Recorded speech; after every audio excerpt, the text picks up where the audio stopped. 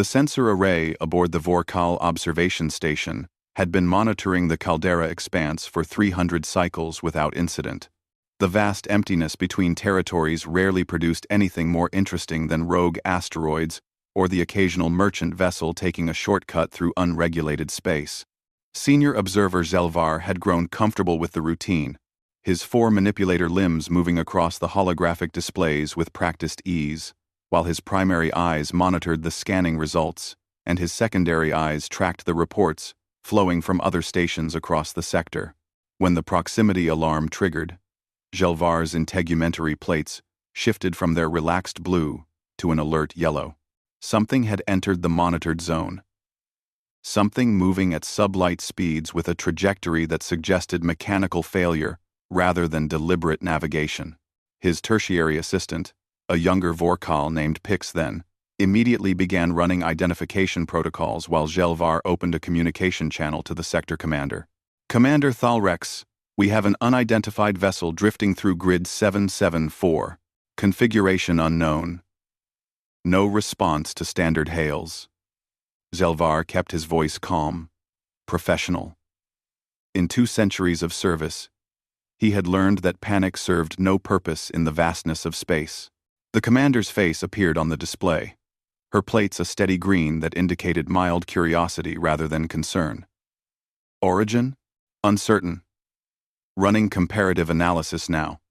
Zelvar gestured to Pix then, who brought up the preliminary scan results. The vessel appears damaged. Hull breaches in multiple sections. Power fluctuations consistent with failing containment systems. But Commander, the design is unlike anything in our database. Thalrex's plates shifted slightly toward yellow. Elaborate. The construction appears crude by our standards. Heavy armor plating, redundant structural supports, weapons systems that seem excessive for a vessel of this size class. If I were to estimate, I would classify it as a warship. But the technology profile does not match any known civilization in this sector or the adjacent territories. A warship? Thalrex's voice carried the harmonics of skepticism. The minor species in this region barely achieve system-level flight, much less military vessels capable of crossing the expanse.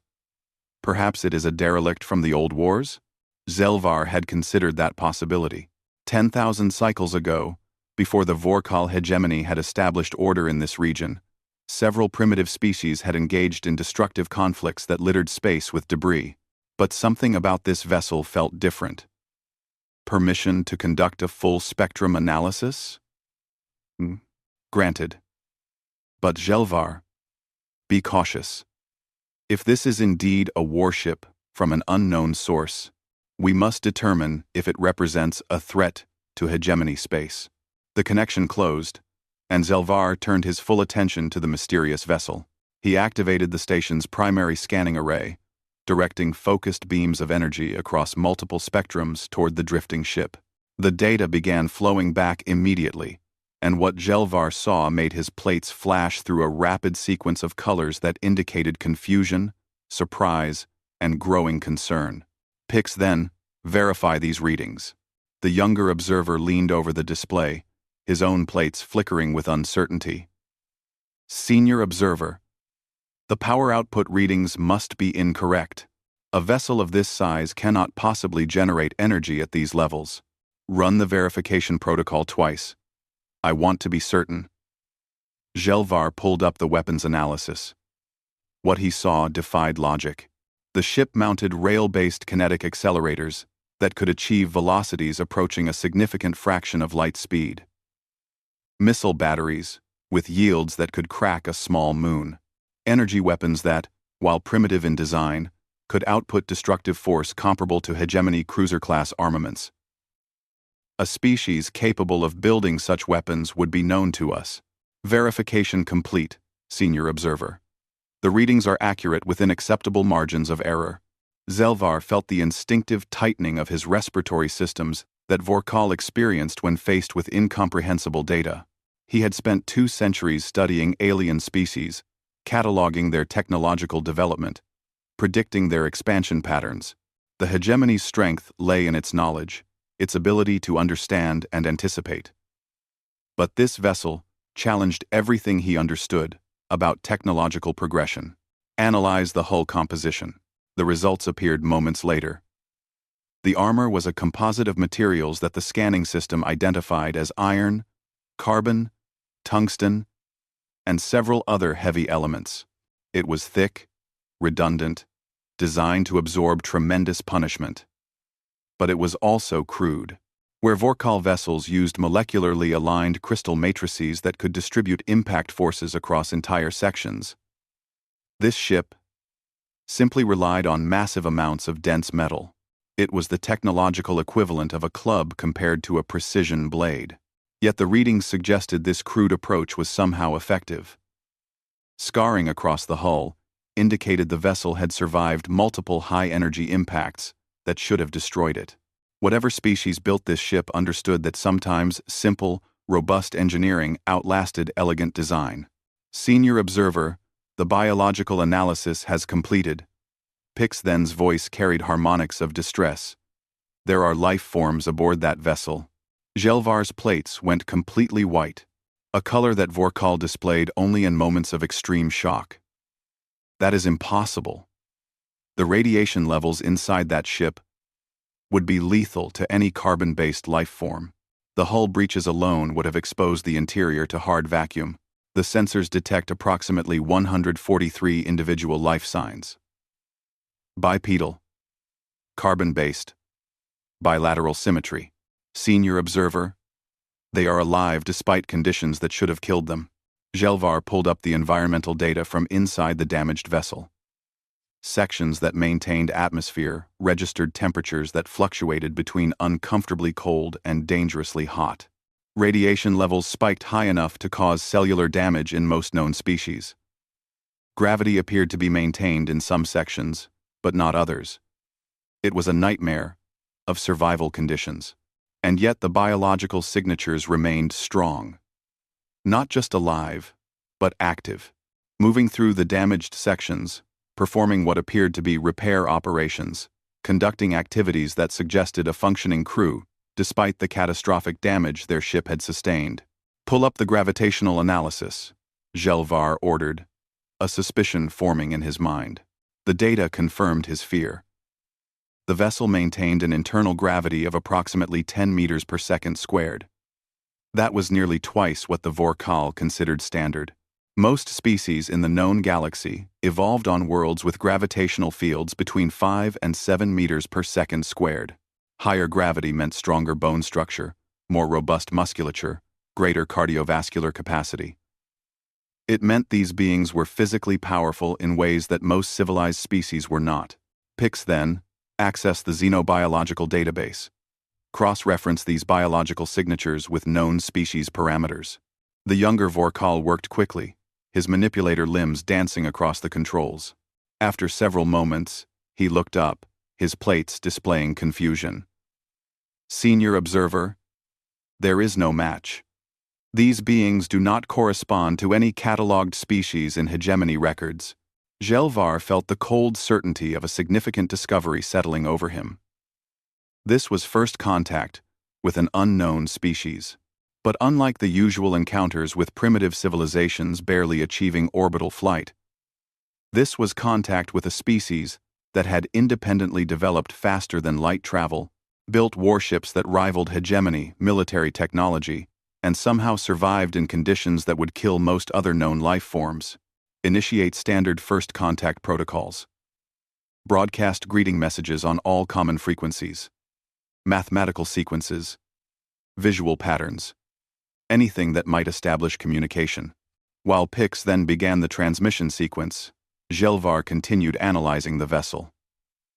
The more he learned, the more disturbed he became. The ship's database was encrypted, but passive scanning could still detect information structure. The vessel's computer systems were primitive by hegemony standards, using binary processing rather than quantum matrices. Yet the amount of data storage was immense, suggesting a civilization with extensive records and complex information networks. The propulsion system was particularly fascinating and disturbing. The vessel used a form of spatial manipulation that the Vorkal had theorized about but considered too energy-intensive to be practical.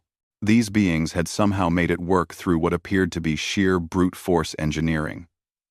Instead of elegantly bending space, they seemed to have simply forced it to comply through overwhelming power output. Senior Observer. We are receiving no response to our hails. Gelvar was not surprised. If this species was truly unknown to the hegemony, they would have no context for understanding standard galactic protocols. They might not even recognize the mathematical sequences as attempts at communication. Continue broadcasting. Route a priority message to Commander Thalrex. Inform her we have confirmed this is a vessel from an unknown species with technology at or near hegemony equivalency. As Pix then composed the message, Gelvar noticed something in the sensor data that made his respiratory systems constrict. Energy signatures within the damaged vessel were shifting. Power was being rerouted from failing systems to other sections. The pattern was unmistakable to anyone with military training. They were charging their weapons. Pix then raised defensive screens immediately. Broadcast on all frequencies that we are not hostile. Use every communication protocol in the database. Senior Observer.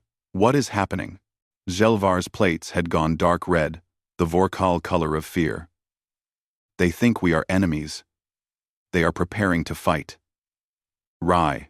The younger observer's voice rose in pitch, harmonics of panic creeping in. But they are damaged, outnumbered, in failing vessels. Logic dictates surrender, or at minimum, opening communications to determine intent. Why would they prepare for combat? That was the question that would haunt Gelvar in the cycles to come. He stared at the image of the damaged warship on his display, at the beings moving within it who refused to stop fighting despite impossible odds. And he realized something terrifying. Perhaps logic did not dictate their actions. Perhaps this species operated on principles the Vorkal did not understand. Perhaps they would fight not because they believed they could win, but because the alternative was unthinkable to them.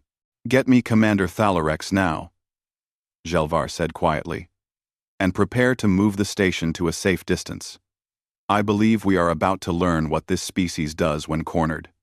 Also,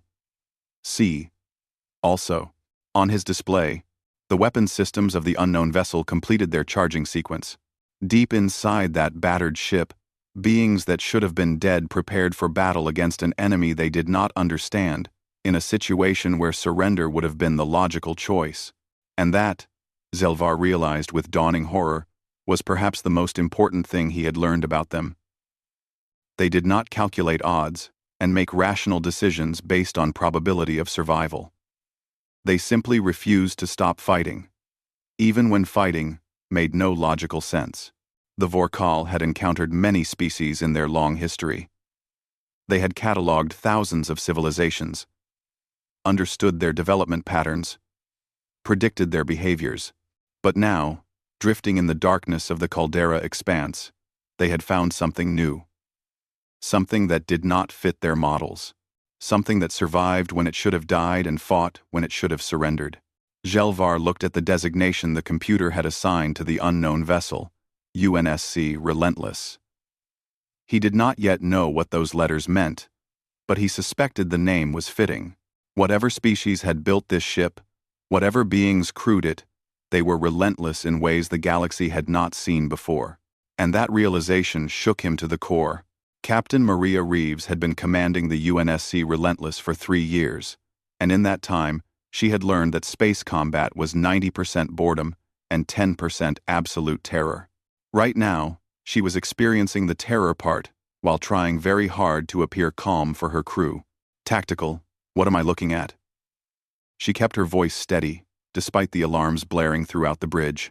The ship had taken a beating from the pirate ambush 2 days ago, and now they had stumbled into something that made pirates look like a minor inconvenience. Lieutenant Chen studied his displays, his dark eyes reflecting the blue glow of the tactical screen. 3 contacts, Captain. Unknown configuration.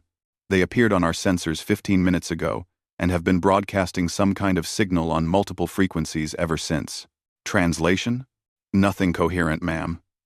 The computer can't make sense of it. Mathematical sequences mostly. Some visual patterns. But nothing in any human language or even any recognizable format. Reeves stood from her command chair and moved closer to the main view screen. The three vessels hung in space at a distance of roughly 50,000 kilometers. They were unlike anything in the UNSC database.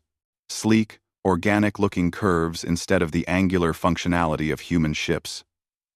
No visible weapon ports, though she knew better than to assume that meant they were unarmed. How big are they? Lead vessel is approximately 800 meters.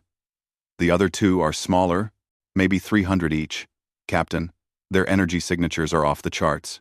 Whatever they're using for power makes our fusion reactors look like birthday candles.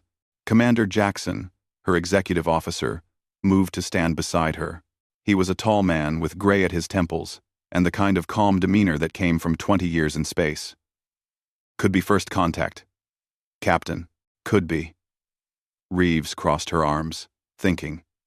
The Relentless was in bad shape. Hull breaches on decks 7 through 9. The port railgun was completely offline. Life support was operating at 60% capacity. Half her crew was injured to some degree. They had been trying to limp back to the nearest UNSC outpost when these unknown vessels appeared. Or it could be more hostiles. We're not exactly in a position to take chances. The transmissions don't seem aggressive, Jackson offered. If they wanted to attack, they could have done it already. Maybe they're waiting to see what we do. Testing us.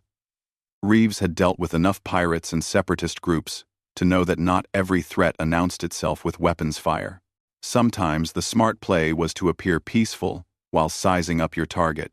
Captain, they're moving, Chen announced. All three vessels adjusting position. They're spreading out, creating a wider formation. Reeves felt her jaw tighten. That looked like a tactical maneuver. Spreading out meant they were harder to target, could attack from multiple angles, could surround the Relentless if needed, charge the weapons, all remaining systems. And someone get me a damage report from engineering. The bridge crew moved with practiced efficiency, their training overriding any fear they might feel.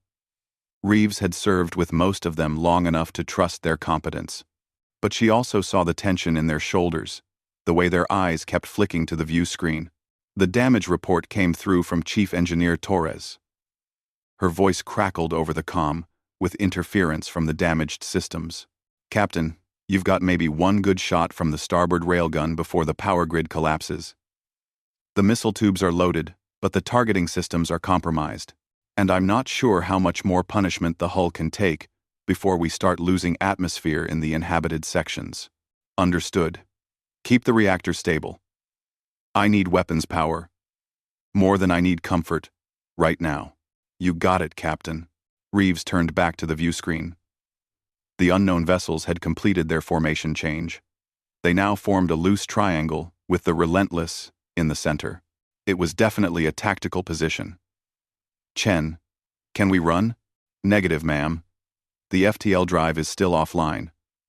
Torres says, another 6 hours minimum before we can jump. And even at full sublight, they're faster than us in our current condition. So they were trapped, damaged, outgunned, facing an unknown enemy in the middle of nowhere. Reeves had been in bad situations before, but this was rapidly becoming one of the worst.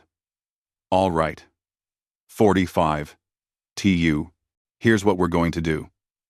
Continue broadcasting on all frequencies. Standard first contact protocols. Peace messages.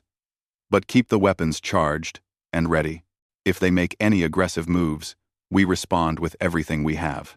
Captain, if these are friendlies, opening fire could start a war, Jackson said quietly. And if they're hostiles, hesitating could get us all killed. Reeves met her XO's eyes. I'm not sacrificing this crew on the hope that unknown aliens have good intentions. We defend ourselves. Always. Jackson nodded slowly. He understood. That was why she valued him. He questioned her decisions when appropriate but supported them once made. For the next 20 minutes, nothing happened. The unknown vessels maintained their positions. The transmissions continued in both directions. neither side understanding the other.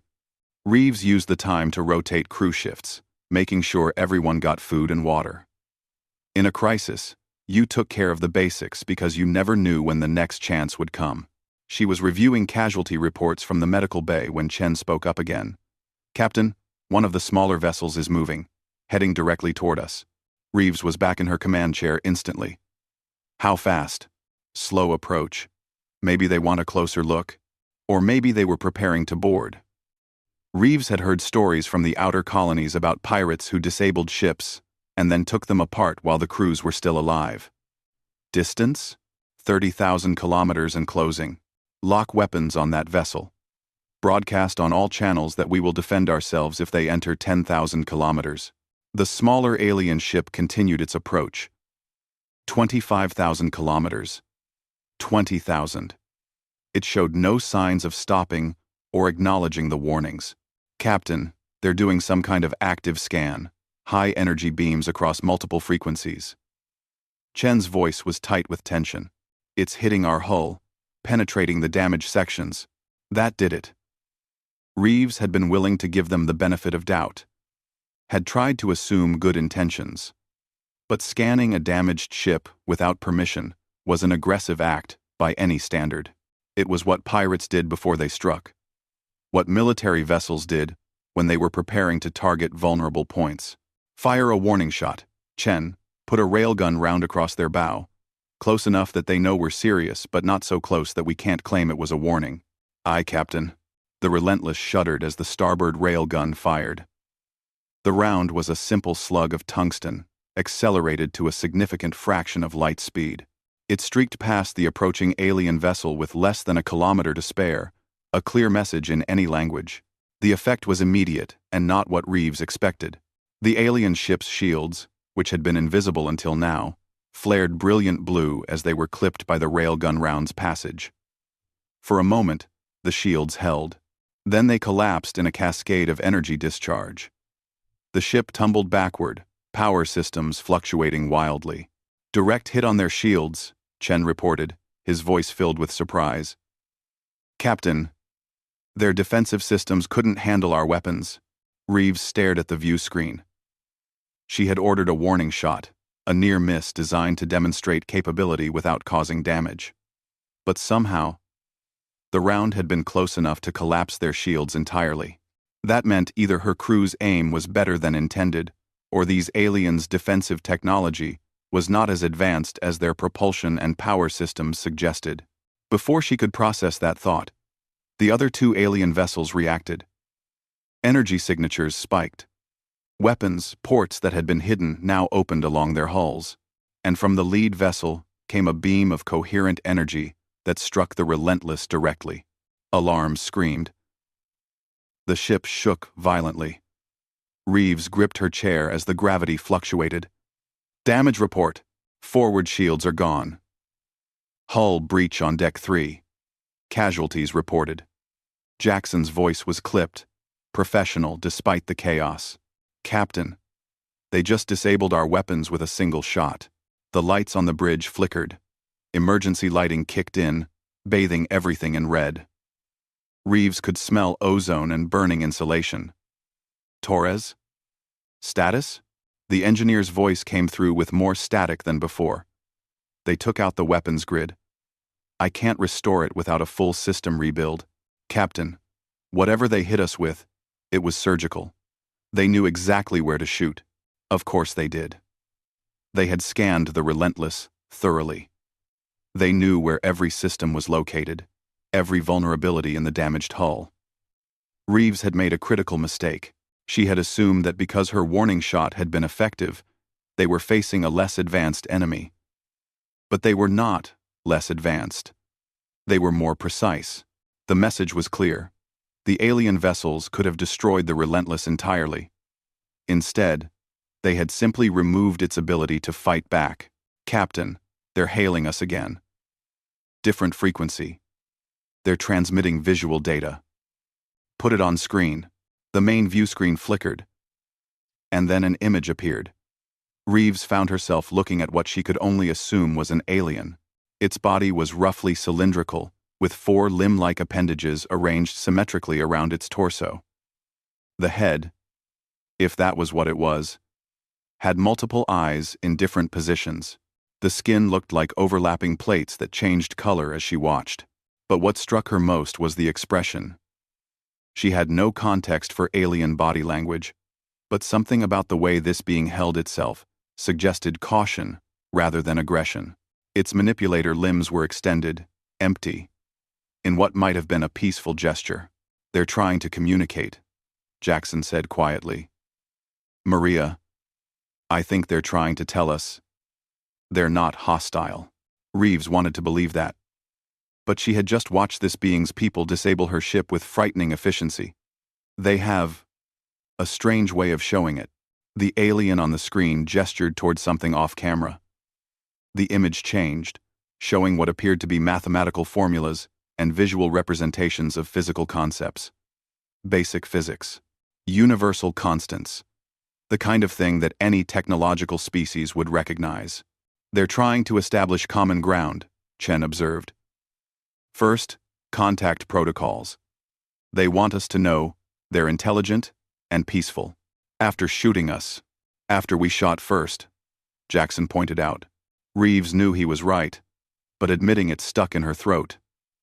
The instinct to defend her ship and crew overrode everything else. "We fired a warning shot. They scanned us without permission, because we didn't respond to their initial communications. Captain, I think there's been a misunderstanding on both sides." The alien on the screen was joined by another, this one smaller with different coloration. They were having what appeared to be a discussion, their body plates shifting through various colors. Then, the first alien turned back to the camera and made a gesture that looked almost like spreading its arms wide. "I think that's supposed to be non-threatening," Jackson said, "like showing empty hands." Reeves took a deep breath and forced herself to think past her immediate reactions. They were in a damaged ship, incapable of fighting or running. The aliens had them completely at their mercy. If they wanted to destroy the Relentless, they could do it easily. But instead, they were trying to communicate. Maybe, just maybe, this was first contact, rather than first combat.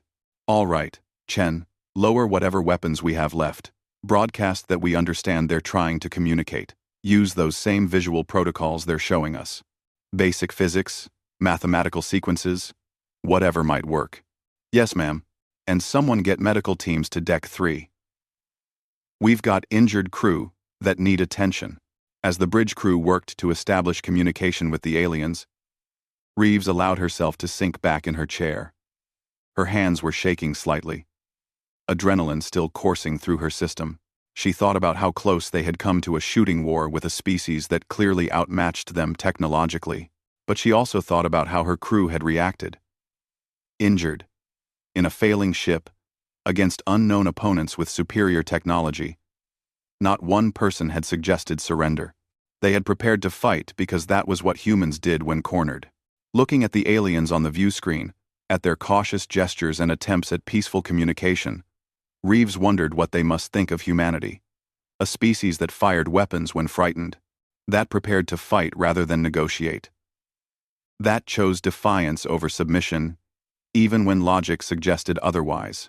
She suspected that humanity's introduction to galactic civilization was not going according to anyone's standard protocols, and somehow, that felt entirely appropriate.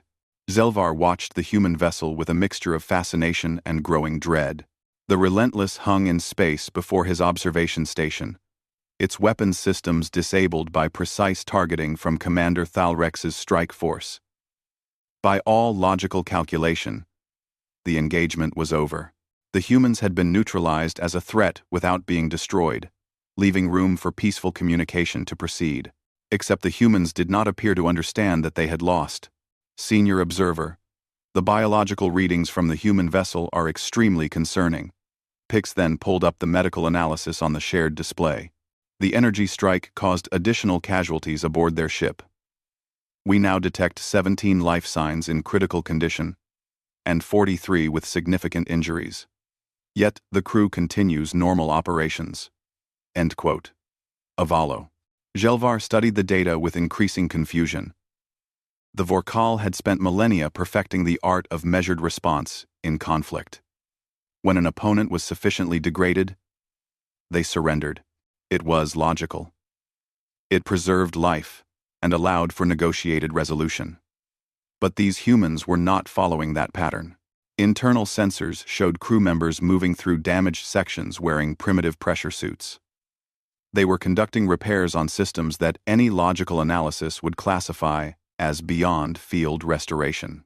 Others were transporting injured crew to their medical facilities while simultaneously maintaining combat readiness at stations throughout the ship. Pix then. Focus sensors on their armory section. The younger Vorkal complied, and the results made Jelvar's plates flash pale blue with alarm. Human crew members were accessing lockers filled with projectile weapons, kinetic rifles, explosive devices, and close combat implements that seemed designed for nothing other than inflicting physical harm. They were arming themselves for boarding defense. "They think we are going to board them," Jelvar said quietly. "They are preparing for close combat. But that is illogical. We have demonstrated superior capability. Standard protocol would be to establish communication and negotiate terms. Why would they assume boarding action?" Jelvar did not have an answer. Or rather, he had an answer that disturbed him greatly. Perhaps humans did not think in terms of logical surrender. Perhaps their response to overwhelming force was not negotiation but escalation. Commander Thalrex appeared on his communication display, her plates showing calm green despite the situation. "Senior Observer.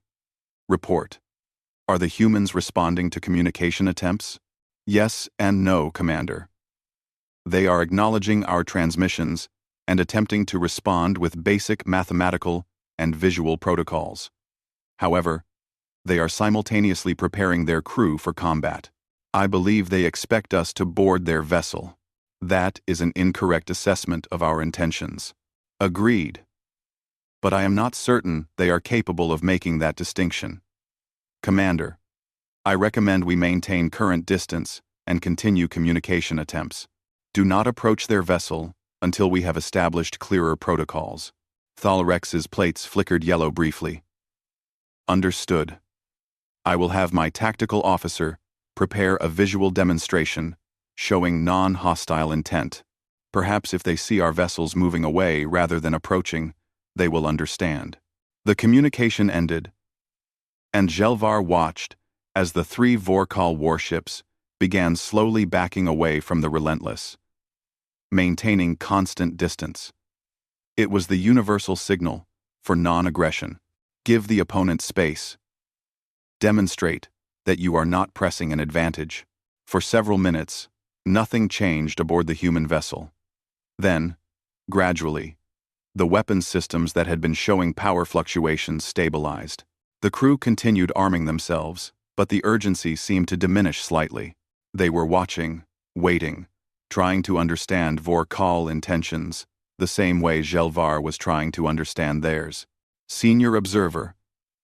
I have completed the translation matrix for human language." Pix then sounded pleased with himself. The computer has analyzed their communication attempts and cross-referenced them with observed behavioral patterns. I believe I can provide basic translation of their database information. Show me their designation for themselves. Text appeared on Jelvar's display in Vorkal script. Converted from the human data. They call themselves humans, from a planet named Earth. Their vessel designation is United Nations Space Command, Relentless. United Nations. That implied a form of collective governance. Space Command suggested military organization. And Relentless. That word translated into Vorkal as something like refusing to stop or continuing without pause. It was a name that suggested determination rather than elegance or wisdom. Access their historical database. I want to understand these beings. What Pix then found made Jelvar wish he had not asked. The human database contained extensive historical records, and as the translation matrix processed them, a picture emerged that explained much of what he had witnessed. Humans came from a planet with gravitational force of 9.8 meters per second squared. Their world had extreme climate variations, tectonic activity that caused regular catastrophic events, and an ecosystem filled with predatory species that humans had somehow survived despite lacking natural weapons or armor. They were pursuit predators who evolved to chase prey across vast distances until the prey collapsed from exhaustion. But it was their history that truly disturbed Zelvar. The Vorkal had spent 200,000 cycles, slowly developing technology, carefully expanding across their home system, and then beyond, avoiding conflict whenever possible, and building a civilization based on logical cooperation. Humans had developed faster than light travel in less than 10,000 of their years. And they had done it while fighting constant wars with each other. Pix then. These records cannot be accurate. They claim to have survived 6 major extinction events on their home world. The translation matrix is functioning correctly, Senior Observer. Humans evolved in an environment that regularly attempted to kill them through climate change, asteroid impacts, volcanic eruptions, and disease. Their adaptation was to become more resilient rather than to avoid the dangers. Zelvar scrolled through the historical data, his plates shifting through colors so rapidly they might have seemed to strobe. Humans had fought wars with everything from sharpened stones to nuclear weapons. They had divided themselves into competing groups based on geography, ideology, and resource access. Then spent millennia destroying each other. Even now, according to their records, humanity was not unified. The United Nations Space Command represented only a coalition of nations, not a single planetary government. How did they achieve space travel while still fighting among themselves? It appears conflict drives their innovation. Many of their greatest technological advances came during or immediately after major wars. They do not develop technology peacefully and then occasionally apply it to conflict. They develop technology for conflict and then sometimes apply it to peaceful purposes. That was backwards from every species the Vorkal had encountered. Civilization required cooperation. Technology required peace. Conflict destroyed progress. These were fundamental truths that every logical species understood, but humans appeared to operate on different principles entirely. Zelvar pulled up the medical data about human biology. What he found explained much, but comforted him little. Humans had redundant biological systems, paired organs where one could fail and the other would compensate, a skeletal structure that could maintain function even with significant damage, a cardiovascular system with backup pathways, and most disturbing, a neurochemical response to danger that they called an adrenaline rush. Pix then translate this biological response. What does adrenaline do? When humans perceive a threat, their bodies flood with hormones that increase heart rate, dilate airways, redirect blood flow to muscles, and suppress pain perception. It temporarily enhances their physical capabilities while reducing their ability to feel fear or consider consequences. The effect is automatic and involuntary.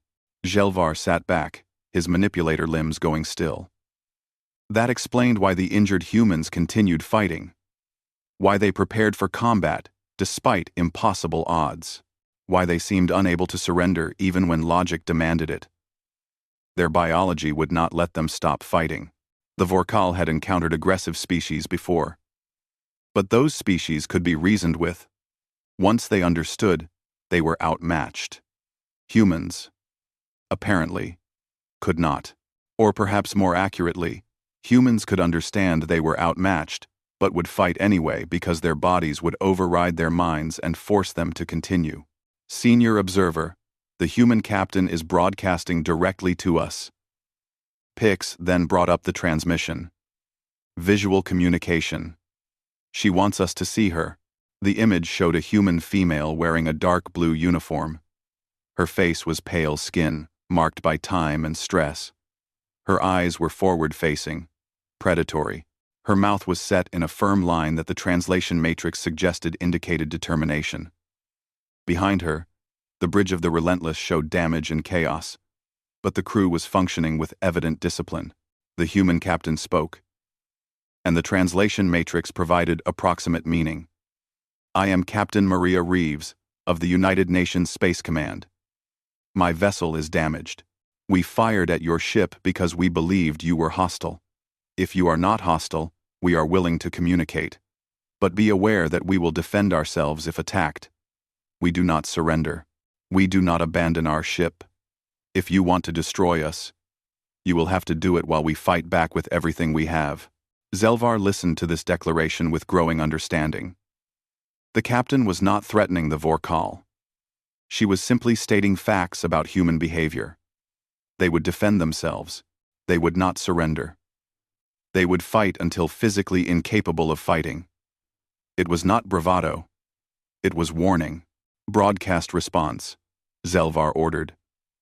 Tell her we are not hostile. Tell her we are attempting peaceful first contact with her species. Tell her we do not wish to fight. 2. As Pix then composed the message, Zelvar continued studying the human data.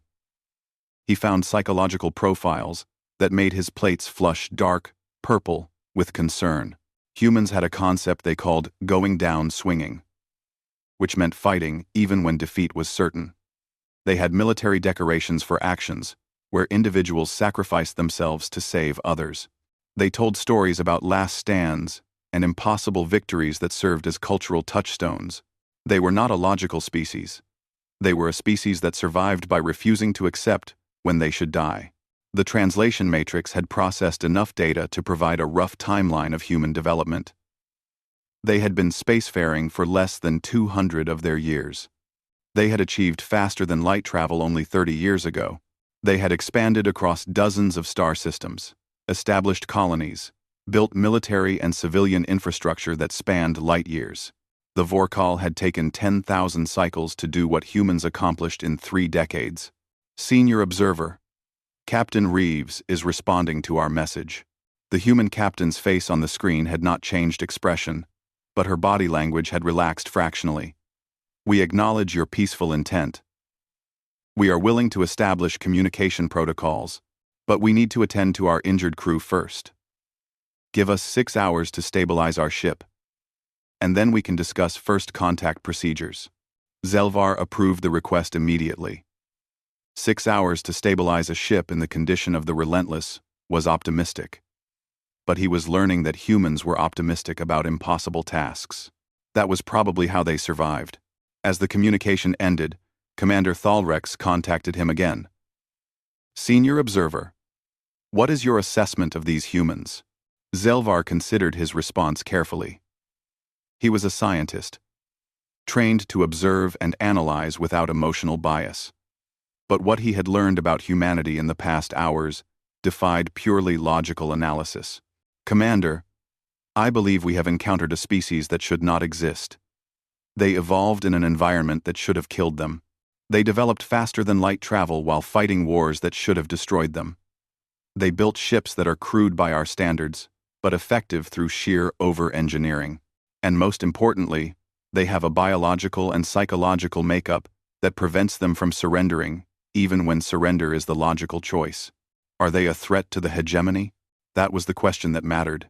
Zelvar thought about the Relentless, damaged and outgunned, with crew members preparing to fight with primitive weapons against an enemy that could destroy them from a distance. He thought about Captain Reeves calmly stating that her people would fight to the death rather than surrender. He thought about a species that turned conflict into progress and refused to accept extinction. Yes, Commander, humans are a threat. Not because they are more advanced than us. Not because they are more numerous or better armed. They are a threat because they do not think like we do. They do not calculate odds and make logical decisions. They fight, and they keep fighting, and they refuse to stop fighting until they win or until they are physically incapable of continuing. And based on their history, even death does not always stop them because they will sacrifice themselves to ensure their species continues. There was a long pause before Thalrex responded. What do you recommend? Zelvar looked at the image of the Relentless on his display. At the humans working to save their ship against impossible odds. at the species that survived. By refusing to die, I recommend we treat them as equals, Commander. Because if we treat them as enemies, I do not believe we will win the resulting war. Not because we lack the capability, but because humans will never accept defeat. And a war against an enemy that refuses to lose is a war without end. 6 hours later, Captain Reeves stood in what passed for the Relentless's conference room and tried not to show her amazement. The room was barely more than a cleared storage bay with a table and chairs bolted to the deck, but it now hosted humanity's first formal meeting with an alien species. Across from her sat senior observer Gelvar, his four-limbed form somehow folding itself into a chair that clearly was not designed for his anatomy. The translation software they had cobbled together was barely functional. It rendered Gelvar's words in English with about a 3-second delay and probable accuracy of maybe 70%. But it was enough. They could communicate. That alone felt like a miracle. Your ship is called Relentless, Gelvar said through the translator, his voice coming out synthesized and flat. This word has meaning in your language that suggests persistence? It means we don't give up, Reeves confirmed. We keep going no matter what. Gelvar's body plates shifted through colors that the translation software helpfully informed her indicated thoughtfulness. This is consistent with what I have learned about your species. Captain Reeves, I must ask you a question that may seem strange. How many wars has humanity survived? Reeves blinked. That was not the question she had expected. Survived? We've fought thousands of wars throughout our history. No, I mean wars that threatened your extinction. Total wars. Conflicts that could have ended your species. Reeves thought about it. At least 2 that we know of. The world wars in our 20th century came close. Nuclear weapons, chemical warfare, millions dead. We nearly destroyed ourselves. And before that, probably conflicts we don't even have records of anymore. But we survived. We? Conflicts, and you are still fighting wars now? Gelvar's plates had gone a color, the software labeled as concerned orange. Not wars exactly. Conflicts. Different nations have different interests. We're mostly unified for space exploration, but Earth still has tensions. Reeves was not sure how much to reveal about humanity's internal divisions.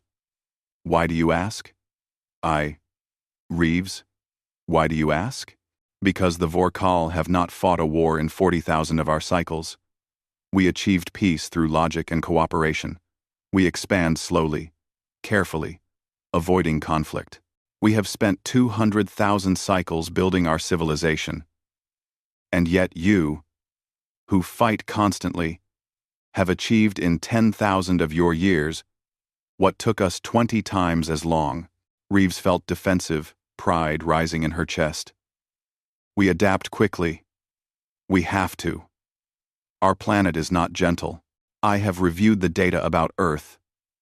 Gelvar gestured, with 2 of his manipulator limbs in what might have been emphasis. Your gravity is nearly twice what most species consider standard. Your climate fluctuates dramatically. Your tectonic plates cause earthquakes and volcanic eruptions. Storms powerful enough to destroy cities. Diseases that kill millions.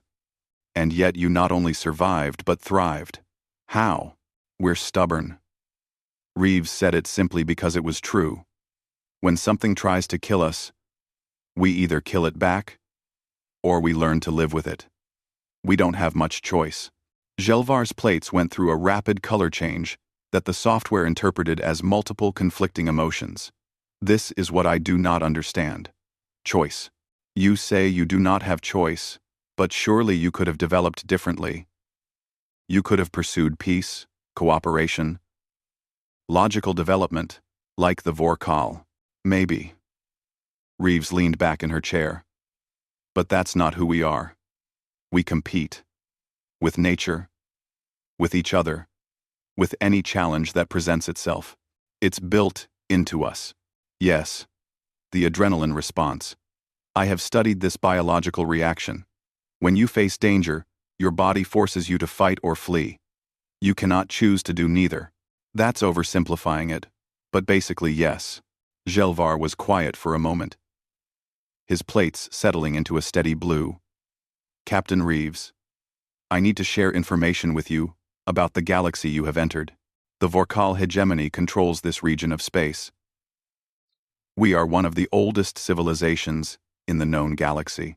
We have achieved this through careful diplomacy, measured expansion, and avoidance of unnecessary conflict. Most species we encounter follow similar patterns. They develop slowly, reach out cautiously, join the galactic community through negotiation and mutual benefit. But humans are different, Reeves said. Extraordinarily different.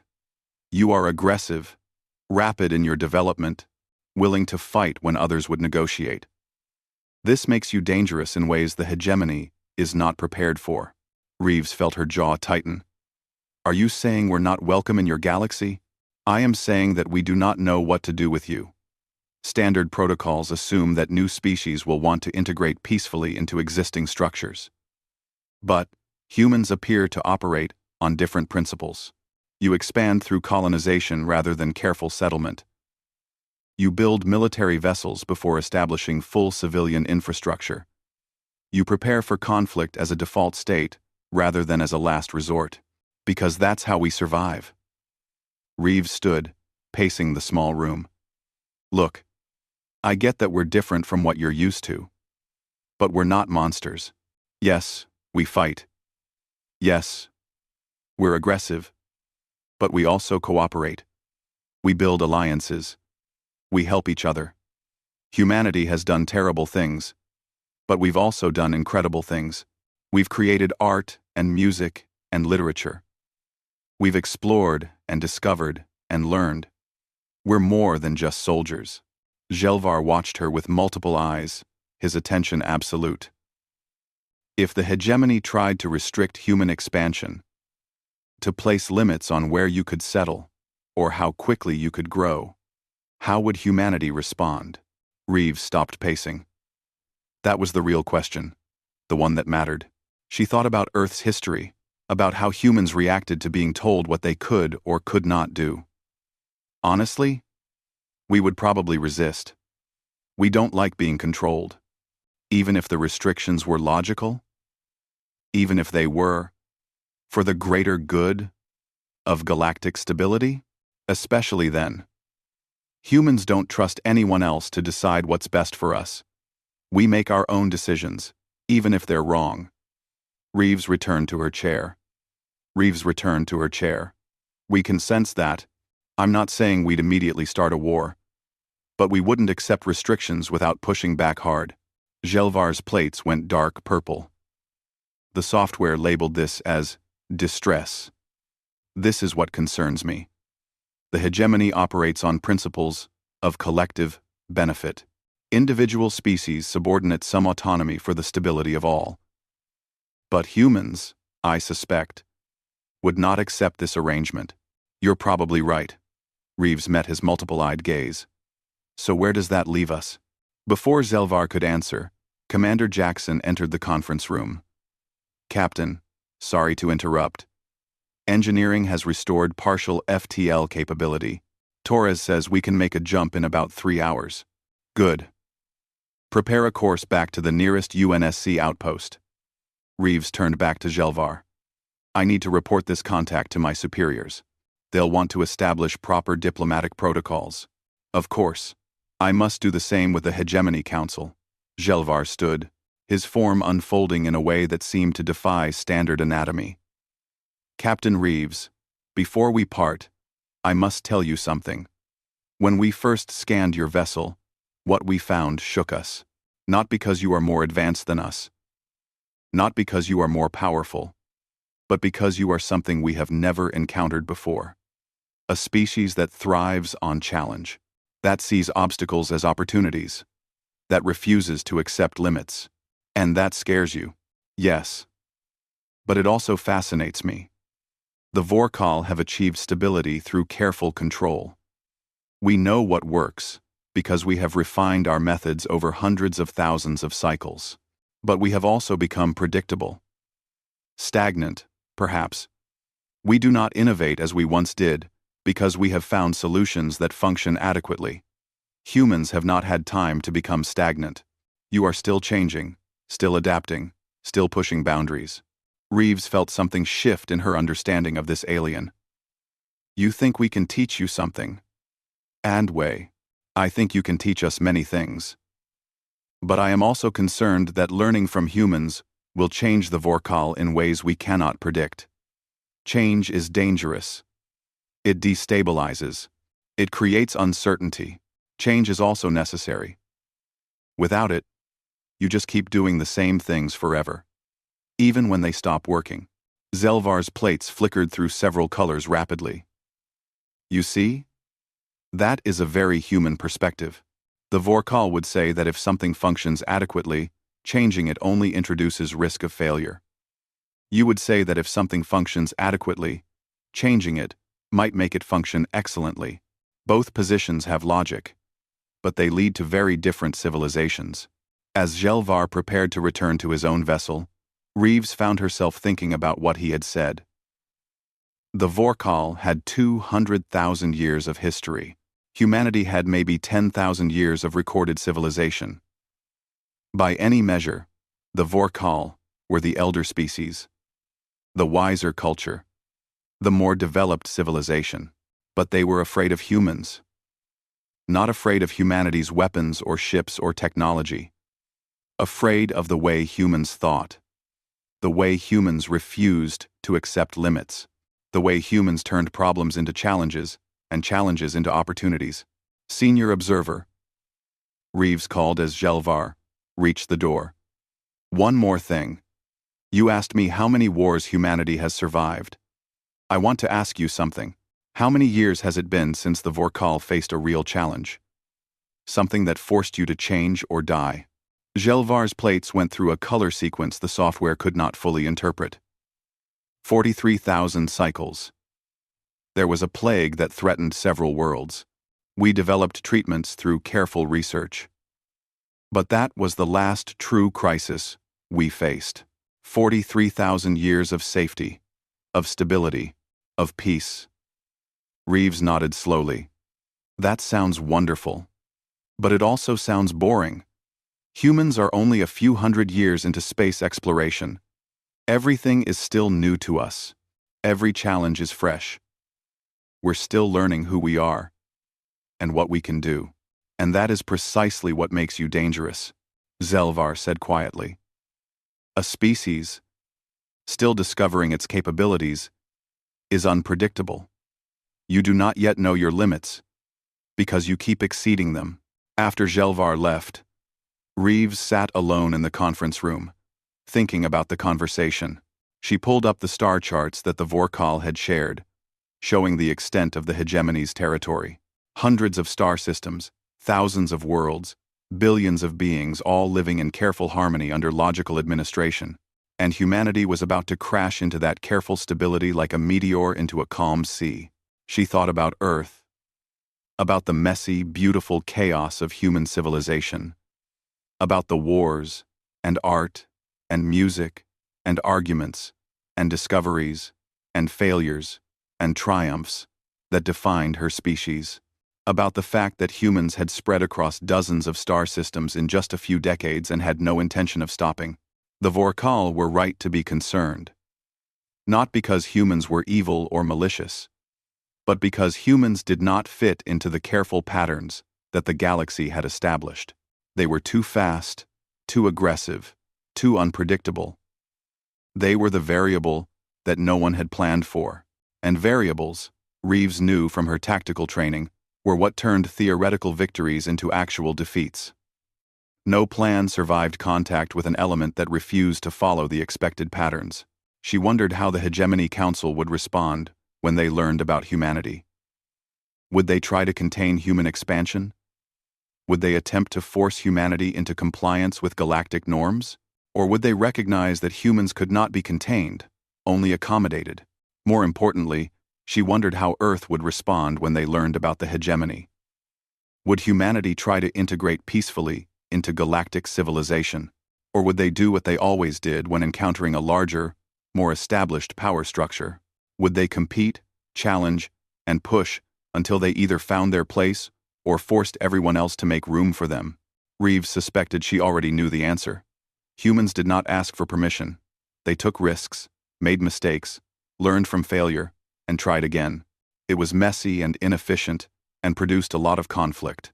It was also how humanity had survived when dozens of other species on Earth had gone extinct. It was how they had spread across an entire planet, despite lacking natural weapons or armor. It was how they had developed technology that rivaled or exceeded that of species with hundreds of thousands of years head start. Senior observer Gelvar had asked her how many wars humanity had survived. The truth was simpler and more terrifying than he realized. Humanity had never stopped fighting one. Not against external enemies, and not against the universe itself. Every human alive was a soldier in the war for survival, whether they realized it or not. It was built into their genes, their culture, their psychology. And now that war was about to expand to a galactic scale. Reeves stood, straightening her uniform. She had a report to write, a command to brief, and a ship to get home. But beneath those immediate concerns, she felt something else. Not fear, though perhaps she should have been afraid. Not uncertainty, though the future was completely unknown. What she felt was anticipation. The galaxy thought it knew how civilizations developed, how species interacted, how progress happened. Humanity was about to prove them wrong, not through conquest or conflict, necessarily, but simply by being human, by refusing to accept limits, by challenging assumptions, by surviving when logic said they should fail, by fighting when wisdom said they should surrender, by being the variable that no equation could predict. She smiled. This was going to be interesting. 3 months after the Relentless limped back to UNSC space, senior observer Gelvar stood before the Vorkal Hegemony Council and prepared to commit what might be considered treason. The council chamber was ancient, carved from crystal that had witnessed 200,000 cycles of deliberation. Around him, the 12 council members sat in their elevated positions, their body plates displaying colors that ranged from calm blue to agitated yellow. They had spent the past hour reviewing his reports about humanity, and their conclusion was exactly what Gelvar had feared. The humans must be contained, announced Council Leader Myrtal, her plates a decisive green. We cannot allow such an aggressive species to expand, unchecked through the galaxy. They are too dangerous, too unpredictable. We will establish a quarantine around their territory. No human vessels will be permitted beyond specified boundaries. And if they refuse to accept these boundaries? Gelvar kept his voice steady, despite the certainty that he was about to destroy his career. Then they will be forcibly restrained. We have the military capability to enforce compliance. With respect, Council Leader, I do not believe we do. Gelvar gestured to the holographic display showing human territory. In the 3 months since first contact, humans have expanded their presence to 4 additional star systems. They have constructed 2 new military shipyards and increased their fleet size by 11%. They are not slowing down. They are accelerating, which is precisely why they must be stopped now, before they become too strong to contain. Another council member, Vexthar, leaned forward. Your own reports indicate that humans are biologically incapable of accepting restrictions. This makes them a fundamental threat to galactic stability. Yes, they are a threat. But council members, may I speak plainly? Gelvar waited for permission. Received reluctant acknowledgement. Attempting to quarantine humanity will guarantee the war we are trying to prevent. And based on everything I have learned about these beings, it will be a war we cannot win. The chamber erupted in multicolor flashing of disturbed plates.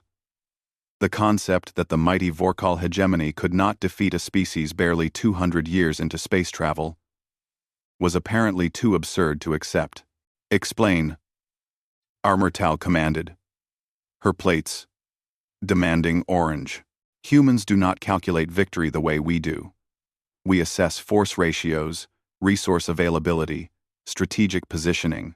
We fight wars to achieve specific objectives, and when those objectives become impossible, we negotiate. Humans fight wars until one side cannot physically continue. They will accept catastrophic casualties that we would consider civilization ending. They will sacrifice entire fleets if it means achieving their goals. And most critically, they will never surrender. Every species surrenders eventually, Vexthar argued. When the cost becomes too high, logic dictates capitulation. Not for humans. I have studied their history extensively. They have a cultural concept of fighting to the last soldier, the last bullet, the last breath. It is not metaphor. It is literal. Humans would rather die extinct than accept defeat. Gelvar pulled up battle records from human history. This is Thermopylae. 300 soldiers held a mountain pass against an army of hundreds of thousands. They all died. They knew they would die. They fought anyway, because their deaths served a larger purpose. That is illogical, yes, but it is effective. The delay allowed their civilization to prepare and eventually win the war. Gelvar changed the display. This is Stalingrad. The humans fought building by building, room by room for months. Millions died. The city was destroyed. But they did not surrender. And eventually they prevailed. Ancient history. Mrital dismissed. Surely modern humans are more logical. Are they? The UNSC colony on Harvest was attacked by raiders 5 years ago. The colonists, civilians with minimal military training, fought with improvised weapons for 6 months, until relief arrived. 80% casualties. They could have surrendered at any point. They chose to fight. That is who humans are. The council members conferred among themselves in rapid color patterns. Gelvar waited, knowing that he had not yet made his most dangerous argument. Even if what you say is accurate, Mrital finally said, it simply reinforces the need for containment. Better to restrict them now than fight them later. Respectfully, Council Leader, I disagree. I believe we should offer humans an alliance. The color explosion that followed his statement was immediate and overwhelming. Plates flashed through combinations that indicated shock, outrage, and disbelief. Gelvar had expected this reaction. What he had not expected was the small section of green approval he saw from 3 council members, including, surprisingly, Mrital herself. Explain this proposal, the council leader commanded, her plates settling to neutral blue. Gelvar had prepared this argument over many sleepless cycles. The hegemony faces a threat that we have not discussed publicly, but which this council is certainly aware of. The Catharan swarm. I'm out. The chamber went silent. The Catharan were not a topic discussed in open forum. For 3,000 cycles, we have fought a defensive campaign against the swarm, a hive-mind species that consumes worlds and converts all biological matter into more of itself.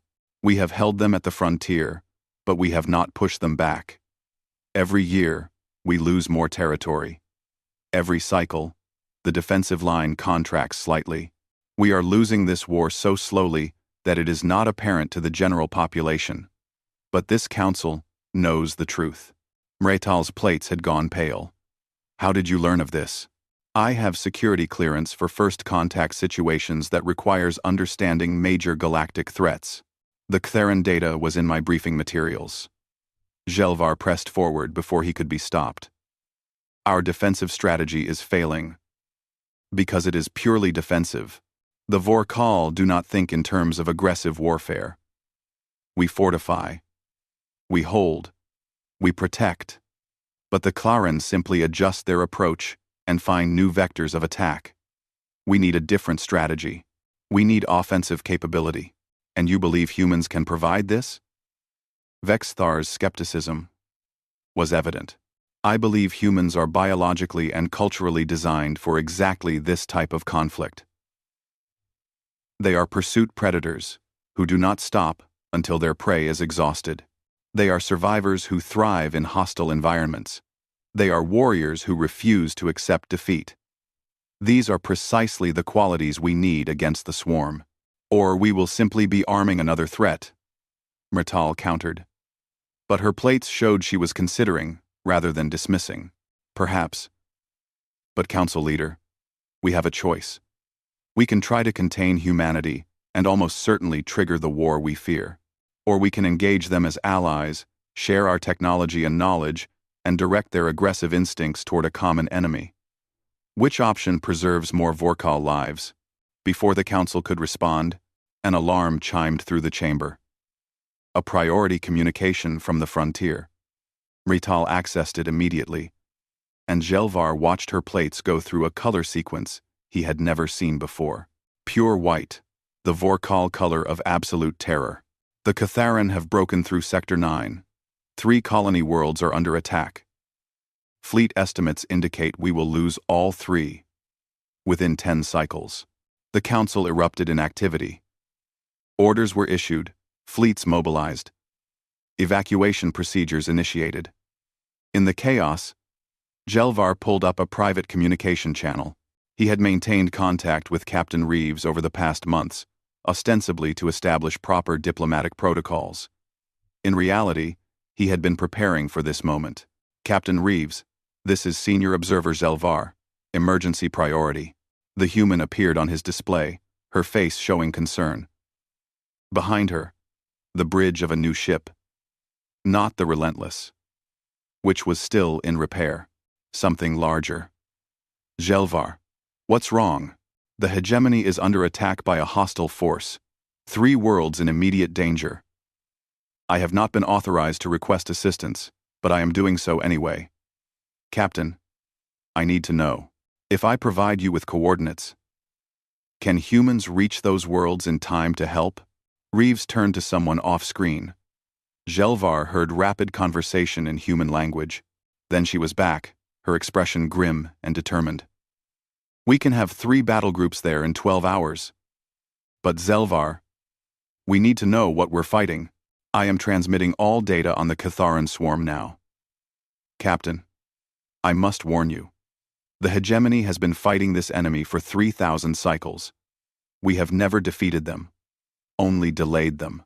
The Catharan are perhaps the most dangerous force in the known galaxy.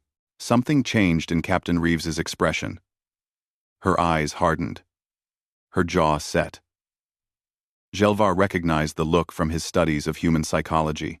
It was the expression they displayed when told something was impossible. When challenged. When presented with obstacles that logic said could not be overcome. Transmit the coordinates, Reeves said. We'll be there. The Council has not authorized this.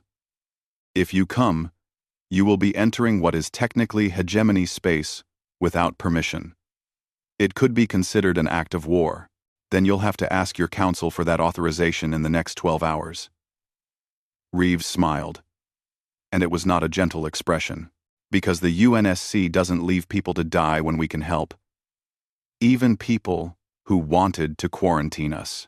The connection ended. Jelvar turned to find Council Leader Myrtal standing beside him, her plates displaying complex patterns he could not fully interpret. You contacted the humans without authorization. Yes, Council Leader. I accept whatever punishment the Council deems appropriate. What did they say? They are coming. 3 battle groups, within 12 hours. Myrtal was silent for a long moment. Around them, the Council chamber had descended into organized chaos, as the hegemony prepared its response to the Catharan breakthrough. Finally, she spoke quietly. I have spent 2,000 cycles in service to the hegemony. I have seen many crises, many challenges. But I have never seen anything like what is happening at the frontier. We are losing, Jelvar. Slowly, carefully, logically, losing a war against an enemy that cannot be reasoned with. I know, Council Leader. And you believe humans can change this? I believe humans offer something we do not have. The willingness to risk everything. The ability to adapt rapidly. The refusal to accept defeat. Jelvar met her eyes with all of his own. The Vorkal are wise, ancient, powerful. But we have forgotten what it means to fight for survival. Humans have not. They fight that war every day. If we accept human assistance, if we form this alliance you propose, the hegemony will change. We will no longer be able to control our own destiny, as we have for 200,000 cycles. We have not controlled our own destiny for the past 3,000 cycles. The Ctharan have been slowly taking it from us. The only question is whether we accept slow extinction or adapt to survive. Non. Raytal's plates shifted to a color Gelvar had only seen in historical records. Deep gold. The color of major decisions that would reshape civilizations. I am authorizing human fleet entry into hegemony space for the purpose of mutual defense against the Catharan swarm. I am also proposing to the full council that we enter into formal alliance negotiations with humanity. Zelvar, you will serve as primary liaison. If this succeeds, you will be honored. If it fails, we will both be remembered as the ones who brought about the hegemony's destruction. I understand, Council Leader. 12 hours later, Gelvar stood on the observation deck of a Vorkal command ship at the edge of Sector 9. Below, 3 colony worlds burned as the Catharan consumed everything in their path. The hegemony fleet had established defensive positions, but they were fighting a delaying action. Everyone knew the worlds were lost. Then the sensors detected spatial anomalies. Human FTL drives did not create the elegant portal transitions that Vorkal vessels used. They ripped holes in space through brute force, emerging with energy discharges that lit up every detector within light minutes. 3 human battle groups dropped out of FTL between the Catharan fleet and the colony worlds. Gelvar counted 18 warships, smaller than Vorkal cruisers but bristling with weapons, and at the center, one massive vessel that dwarfed everything else. That's the UNSC Pride of Earth. The Vorkal tactical officer reported. Carrier class. Sensor readings indicate she is carrying over 200 strike craft. The human fleet did not pause to assess the situation. They did not request battle plans or coordinate with Vorkal forces. They simply attacked. The strike craft launched in swarms, moving with coordination that suggested either highly advanced AI or pilots with reflexes far faster than any Vorkal possessed. The capital ships opened fire with every weapon they had, filling space with kinetic rounds, missiles, and energy beams. The Catharan responded as they always did. The hive mind vessels were biological constructs, massive living ships that could heal damage and adapt to threats. They had survived 3,000 cycles of Vorkal weapons because they learned and evolved. They would analyze the human weapons, develop countermeasures, and within hours be nearly immune to the same tactics. Except the humans did not use the same tactics for hours. They changed their approach every few minutes. Railguns switched to missiles. Missiles switched to energy weapons. Energy weapons switched to kinetic impacts. The human pilots flew in patterns that seemed random but achieved devastating coordination. Where Vorkal forces operated on careful planning and measured response, humans operated on chaos and adaptation. The Catharan could not adapt fast enough. Senior Observer, the human fleet is broadcasting on all frequencies. The communications officer sounded stunned. They are requesting that Vorkal forces pull back to defensive positions around the colonies while human forces engage the primary swarm fleet. They want us to stand aside? No, Senior Observer. They want us to protect the civilians while they destroy the enemy. They are saying, exact translation, we've got this. Keep the people safe. Gelvar watched as human forces carved into the Catharan fleet with ferocity that defied his understanding. A Vorkal vessel engaged the swarm by maintaining distance and using superior range and accuracy. The humans dove into close range, accepted damage to their shields, and simply overwhelmed their targets with concentrated fire. It was brutal. It was inefficient by Vorkal standards. It was also devastatingly effective.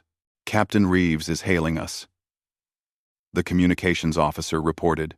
The human captain appeared on the display, her face illuminated by red emergency lighting.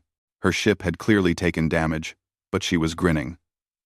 Gelvar, we're about to try something aggressive. Recommend your ships clear the battle space by at least 50,000 kilometers. What are you planning? Well, our analysis shows the Catharan ships are biological.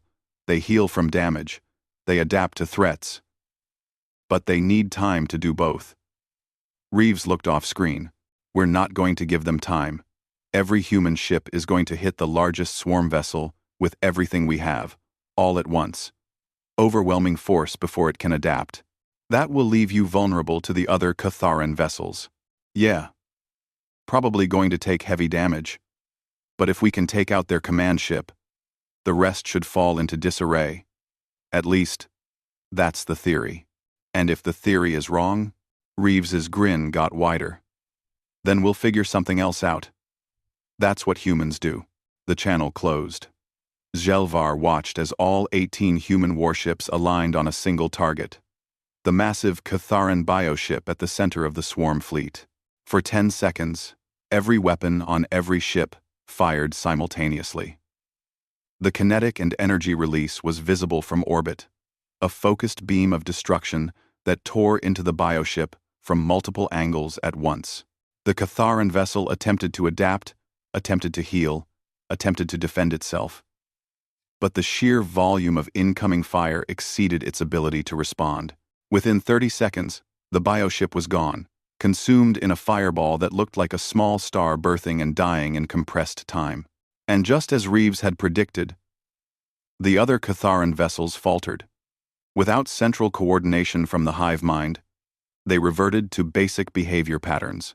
The Vorkal fleet, which had been holding defensive positions, suddenly found themselves facing an enemy that was confused and vulnerable. The battle lasted another 3 hours, but the outcome was decided in those first 30 seconds. By the time the last Catharan vessel was destroyed or driven off, all 3 colony worlds had been saved.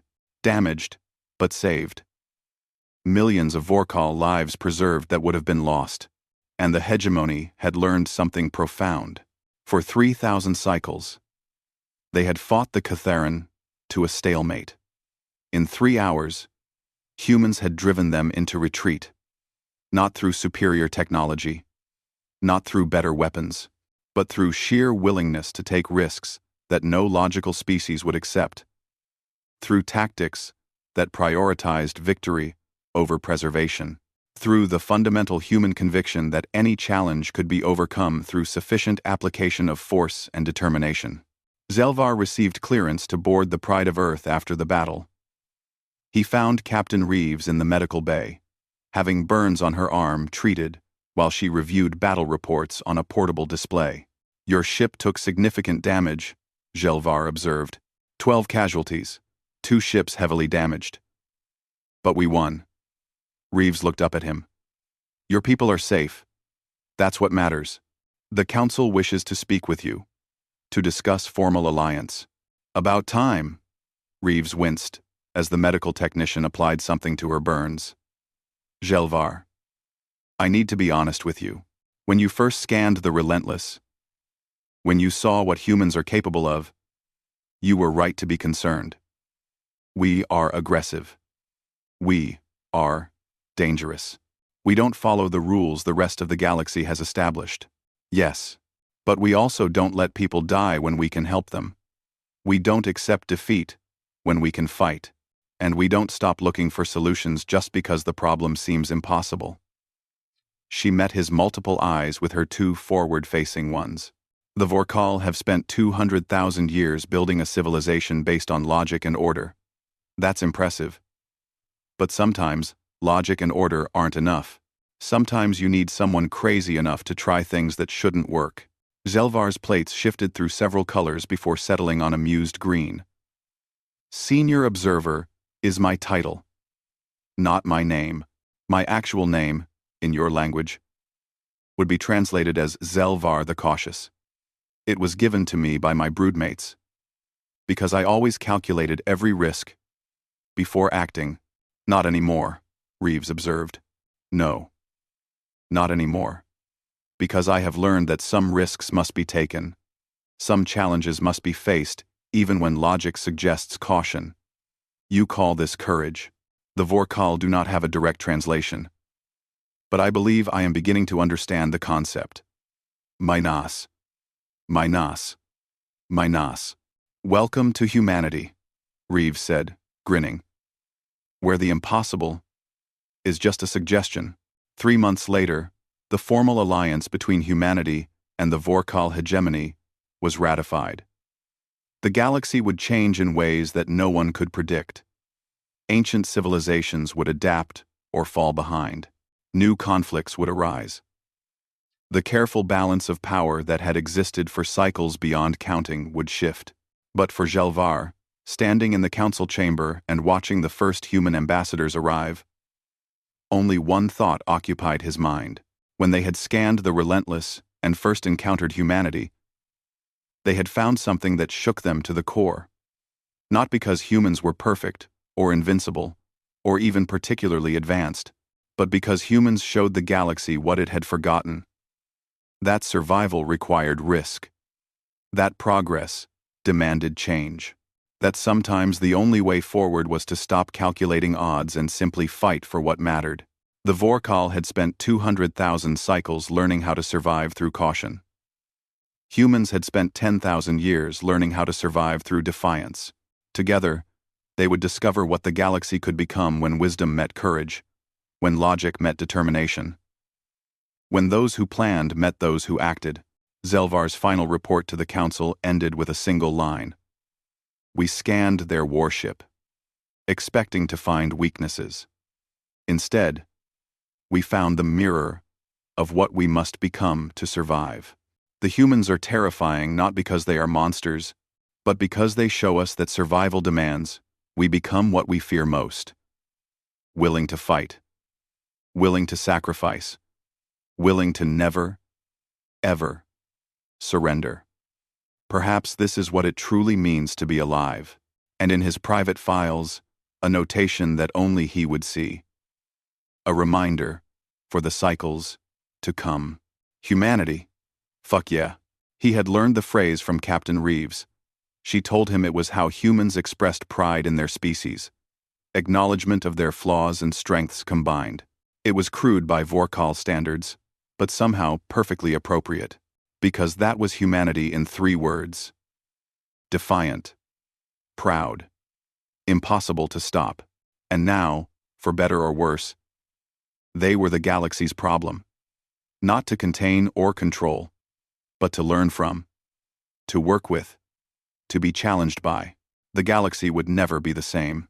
And looking at the first human ambassadors, at their confident strides, and their expressions that suggested they saw the entire galaxy as just one more challenge to overcome, Gelvar found himself grateful for that change. Even if it terrified him to the core,